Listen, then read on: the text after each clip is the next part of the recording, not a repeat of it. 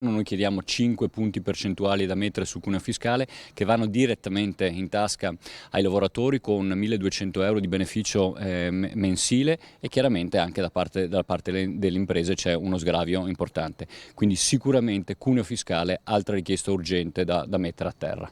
L'unica via, confermano gli industriali veneti, è il taglio delle tasse sul lavoro, il famigerato cuneo fiscale. Le rassicurazioni a tal proposito del ministro Urso a Mogliano tranquillizzano la platea, ma non bastano nel giorno in cui, tra l'altro, la CGIA di Mestre certifica come la pressione fiscale in Italia abbia raggiunto il 43,8%, un dato record, complice l'inflazione che colpisce anche la tassazione indiretta. Il mondo industriale regionale, fatto di distretti e reti di impresa, fa un promemoria al governo.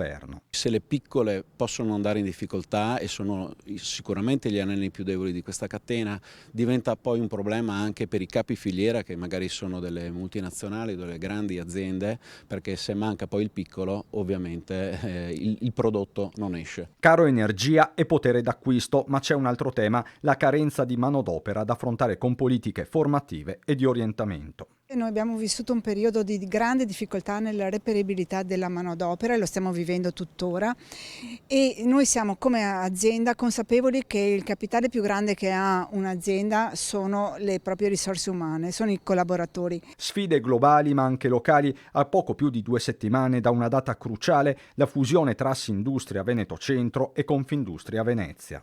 I consigli generali congiunti hanno votato all'unanimità questa proposta di aggregazione. Il 28 novembre ci sarà l'assemblea generale dove tutti i nostri soci speriamo vadano in questa direzione. Noi ci siamo mossi in una direzione: la valutazione, la tutela dell'interesse comune e di una forza di rappresentanza che mette al centro l'impresa e il lavoro. Davanti alle nostre telecamere la stretta di mano tra i due presidenti, in ballo la creazione di un'associazione che sarà seconda solo all'Asso Lombarda, di cui è stato presidente lo stesso Bonomi. La strada per la maxi fusione è tracciata, così come la governance.